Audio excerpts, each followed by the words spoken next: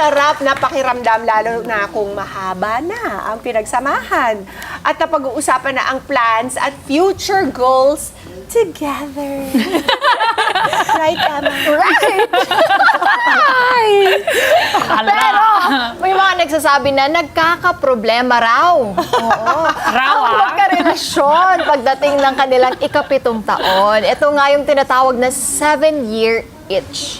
Ang panahon kung saan dumadaan sa matinding pagsubok ang magkarelasyon. Katulad na lamang po ng 7-year relationship ng celebrity couple na sina Jack Roberto at Barbie Forteza na nauwi kamakailan sa hiwalayan. Alam na alam ng kada squad. Alam na alam nila. Updated. Updated sa showbiz. Pero, yan sila. Pero may mga ibang celebrities naman na hindi naniniwala sa 7-year each. Gaya ng actor na si Ruru Madrid. At ayon sa kanya, kung tunay po ang pagmamahalan, malalagpasan po lahat ng pagsubok. Ganito rin po ang pananaw ng kanyang girlfriend, na 6-year girlfriend na si Bianca Umali. Ayon sa actress na ang pagmamahal ay araw-araw po na desisyon na piliing ang taong minamahal. Kaya, alam nyo na, it depends. Bakit may mga may mga May pa-comment. Kaya nga natin to. Kaya alamin natin kung totoo. Totoo nga ba ang 7-year itch na relasyon? Para bigyan linaw po ang usaping yan, makasama natin muli ang life and relationship coach na si Mr. Anton Reyes. Good morning! Good morning, Coach! Yes, glad to be back. Okay, para sa ikaalam ng lahat, please tell them kung ano ba tong 7-year itch na to. Baka sa akalain nila Magtubig mo na ako. skin disease. Grabe kayo Hindi dyan. po ito skin disease. Yeah, so yung 7-year itch, yan yung nangyayari, no? It's a belief na pagdating ng mga close to 7 years, hindi naman siya eksakto talaga na pagdating ng 7 years, dun lang ito mangyayari. Tulad nga kanina, narinig ko, minsan 5 years pa lang. Coach, tubig. Di ba?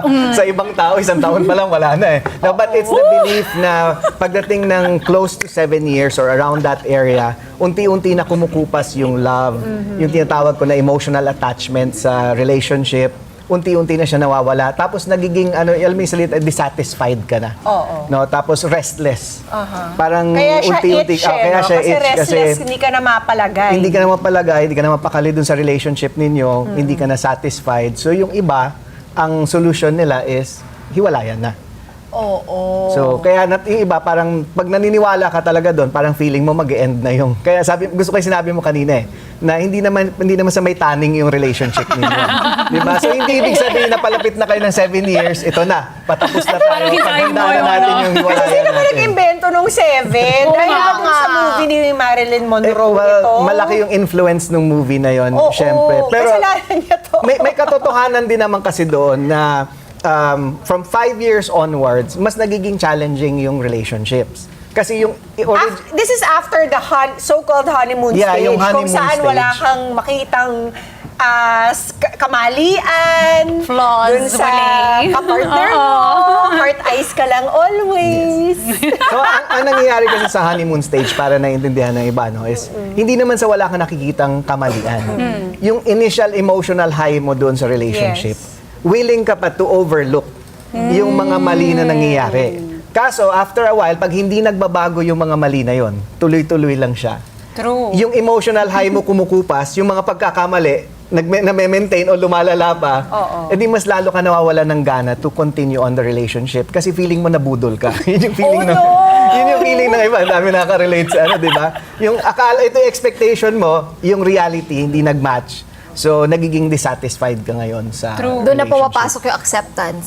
Titingnan mo kung ma-accept mo ba yun na ganun siya.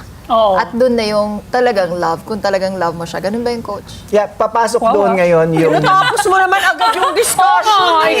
Tumalo na tayo sa dulo. No, pero, Alam na alam acceptance na willing ba ako, is this person, first of all, is this person the right person for me? Kasi kung maglalagay ka lang din naman ng effort para tawirin mo yung 7-year itch na yun, yung malagpasan mo siya, you have to make sure that sigurado ka dun sa tao Yeah, na true. kasama mo. Kasi mamaya magbuhos ka dun. Yung everything, pagtyagaan mo, tapos sa dulo pala, siya rin naman yung bumigay, siya rin naman yung nag-let go. Hindi ko na kailangan tapusin yung sentence. I mean, that's okay if you're just in a relationship. Pero if you're in a marriage, Iba you usapan. have no Yeah, iba na choice yun. but to make it work. So, paano malalampasan yun for married people, Coach Anton? Kasi Siguro, parang agree. sometimes it's more than just the mistakes or yung mga shortcomings, di ba? Minsan it's just also familiarity, lalo na sa mga mag-asawa, di ba? Nung umpisa, ang dami mo na discover na new, di ba? Parang ano lang yan eh, parang bagong kotse, nung bagong kotse, di ba? Shiny. Excited and ka pa. mabango. After a while, hindi na. Wait lang! Bakit na-spoil yung amoy? After Bakit mo sinama yung amoy? Ang hirap. So, paano yun, Coach Anton? Kapag, di ba? Tumatawa sila, mami. Relate ka kayo, mami. Yung sa una, di ba, mami? Puro ligo sila, ang bango-bango. Ibuhos mo na yan, Ngayon, mami. 5 years na sa bahay lang, ayaw mangligo. This is a safe space, mami. Pwede kang pwede mo yung ibuhos dito habang nandito si Coach Anton. So, Nakarelate talaga. Direct Jing, mag-ready ka nga ng Mic. mikropono. Baka merong gusto magtanong. Libre po kayo magtanong kay Coach Anton para habang nandito siya, mapagsamantala na natin. Sulitin na, sulitin. Notice ko yung mga medyo mas matatagal na sa relationship. Sila yung nag-react. Nakausap ng mga mata. Hindi nagsasalita pero full of meaning ang mga mata. Paano yun, Coach? Yung gano'n yun, nagkakasawaan konti. Sa married Hindi naman couple. talaga maiwasan yun, di ba? Yeah. Familiarity breeds contempt nga sometimes, sabi nila eh. Kaya hindi tawag na in familiarity, mayroon din over familiarity, di ba? Oo. Yung sobra-sobra na. Pero, yun nga, siguro it's better to understand muna yung nangyayari before natin gawan ng pag-isipan yung how to come up Fix with a it, solution, how to solve it. Isipin nyo yung relationship na parang cellphone. Madali ito intindihin. Cellphone, di ba? Para maintindihan natin bakit siya kumukupas. So if Okay. may cellphone ka, charge mo ito. And since medyo may idea tayo, alam natin na pag nalolobat yung cellphone, you have to Charge. recharge it Yeah. again. Yes. So sa relationship, same thing lang din. Meron kayong initial charge. Yung during yung time na nagliligawan, talagang grabe yung effort mo, pinupuno mo yung battery. Yes. Unfortunately, ang nangyayari, the moment na nag-yes ka na, naging kayo na, a lot of people pull the plug. Meaning, nagsastop na sila. Parang, okay, accomplished. Okay. Mission Mission accomplished. accomplished. Hindi na kailangan mag-try. Hindi na, they stop trying. Ayun. Kasi parang ito na narating ko na, yung effort na dating binibigay ko, hindi ko na nilalagay ngayon. Ayoko na. Di ba? So ano Tubig ba nangyayari talaga doon? to? And since we're comparing it nga sa cellphone, isipin nyo na rin na along the way, may mga nada-download tayo dyan ng mga bagay na hindi Ay. dapat nandyan. Napupuno natin siya ng files, hindi natin nililinis. Tapos habang bumabagal yung cellphone, kasi hindi mo inalagaan, daming mga basura, 'di ba? May trash yan na dapat maya-maya mo Correct. nililinis, inaalis. Oo. Minsan nakaka-download tayo mga may virus diyan. Oo. And nade-drain na yung battery. Ang nangyayari sa iba ay ayoko na itong cellphone na ito. And then i-discard na nila. Same lang yan sa relationships. Hindi pwede na expect mo yung original ninyong pagmamahalan. Yung original na effort mo will last you for a lifetime. Na tuloy-tuloy na siya. Kailangan naiintindihan ng lahat na when it comes to emotional attachment, yung love na nararamdaman natin, unti-unti yan kumukupas, parang battery na nade-drain. And kung hindi tayo maya-maya nagre-recharge by being intentional, sinasadya natin with our words, being expressing love, inaalam natin kung ano yung kalagayan talaga ng mga partners natin, and we try to make up for it, we become intentional sa lahat ng ginagawa natin, madidrain yan. Plus, So, kung just ang dami like mong everything trash, else, yung mga basura na dala natin, meaning mga hinanakit, and hindi mo ito ini-empty, hindi mo ito deal with, hindi ka nagre-release ng forgiveness, hindi ka humingi ng tulong sa Diyos, ang mangyayari dyan, madidrain yung relationship ninyo. And for some people, yun ang nangyayari. Parang feeling nila, ay, ayoko na to, palitan ko na. O minsan, naiingit ka dun sa isa. Di ba? Parang mas okay yun. Parang dun na lang ako. Ganun pa naman lagi. The grass is always greener. Yeah. Pero kung ganun kung habit mo yon, like hindi ka sanay or hindi ka naturuan, which is what I realized, madaming mga relationships pumapalpak, hindi naman dahil sa masama yung mga tao na nandun sa relationship. Hindi lang nila alam, Walang awareness. wala lang. silang awareness and they don't know what to do. Isa lang yung alam nila, and sometimes hindi effective yung mga ways na alam natin, hindi nila alam na there are other effective ways to build the relationship, to recharge it, para hindi siya nauubos. So just like everything else, halimbawa, katulad ni Kevin, magaling mag-keyboards yan, magaling mag-piano. Hindi naman gagaling yan if he didn't work on it. So Yes. just like everything else that we need, we want to do a great job in, kailangan talaga we work on it. Diba? Yes. Correct, Just like, yeah. ganun din pala Isa pa ang love na-realize ko, at relationships. it's also a choice. It's an everyday choice if you really want to be with that person or not. Kasi effort talaga siya. So, Yeah, and definitely kasi kailangan manage natin yung expectation natin. Lahat ng relationships, basta tumagal yan, Hindi perfect. dadaan, may dip yan, di ba? Yeah. Just like, I work with teams a lot also in companies. May ginawa silang study before on the dynamics of teams. So meron silang forming stage, yung nabubuo yung team. Meron silang, so forming, may storming, bumababa. Storming, magulo. Di ba? And then may tinatawag na norming and then performing. So forming, storming, norming, performing. Sa marriage and relationships, long-term relationships, same lang din. May forming stage, nagsama kayo, and then you will go through the storming stage. Ngayon, madaming tao gusto na nandun diretso sa performing. Pero hindi sila willing daanan yung storming stage. Oo. Intindihin natin na yung mga issues na lumalabas sa inyo, kailangan talaga lumabas yon. Meaning, Naku, may mga nakatanim so kasi sa kailangan atin. mag-away? Ganun ba yun? Mama P! Kasi parang, okay, now that we know this, how do we say this to our partners, lalo na't puro babae ang kasama natin ngayon sa ating Samihan. kada umaga studio, how do we say this to them without them getting all defensive and making it another issue that we nag them about? Diba? Ang dami na nga nating nasasabi. Itadagdag pa natin to. Tapos, usually, how do we say this in a non-confrontational manner? Well, first of all, is yung perspective, yung change ng perspective. Perspective in the sense na ang alam ng lahat is, syempre, pag kinasal ka, you become one. Yun ang idea, di ba? Pero that's one spiritually, physically rin, technically, parang you become one. Pero mentally, emotionally, hindi pa kayo one. Hindi yun nangyayari agad-agad. So, marriage is a lifelong process or lifelong commitment to the process of becoming one. So, kung ano man yung pinagdadaanan yung gulo, part yan ng process of ikaw and yung asawa mo, ikaw yung relationship partner mo, that's part of the process of becoming one. Just because may struggles kayo, hindi ibig sabihin na palpak na yung marriage ninyo. Or palpak na yung relationship But if we ninyo. bring this forward, baka sabihin nila, that's your issue, it's not my issue, I'm doing fine. Yeah.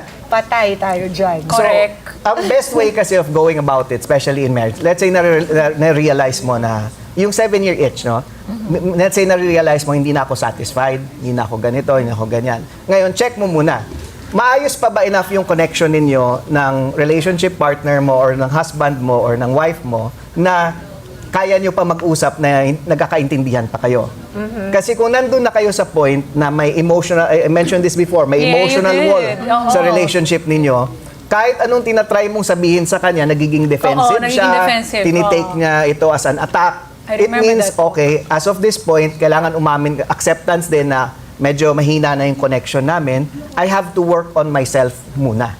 So minsan, hindi agad magandang approach na diretso ka agad dun sa asawa mo. Ang, tanda mo, relationship 50-50 yan, di ba? Oh, hirap. 50% of the problem is you. Kahit asayaw sa gusto mo, So ano and gagawin 50% of the problem Coach is the other Anton, person. tatahimik na lang. Ikikimkim Kaya nga yan. parang, kasi sabi ni Coach 50%, paano pag yung tao ay problematic, pero ikaw, well, you're accepting it, kaya you're contributing it. Pero Diba? sila talaga. Oo nga. Minsan. So, paano Diba? natin Ang hirap i-prevent? naman natin. The relationship from going sour, no matter how long you've been in a relationship, in practical terms, yun talagang steps na pwede nating sabihin, i-share sa ating mga kada, Coach Yeah. Anton. So first thing is focus kayo on connection first before communication. Okay, paano natin Ayan. i-restore yung connection? So Breaking the wall. connection means kumusta yung pag nag-uusap kayo, may interest pa ba kayo sa isa't isa?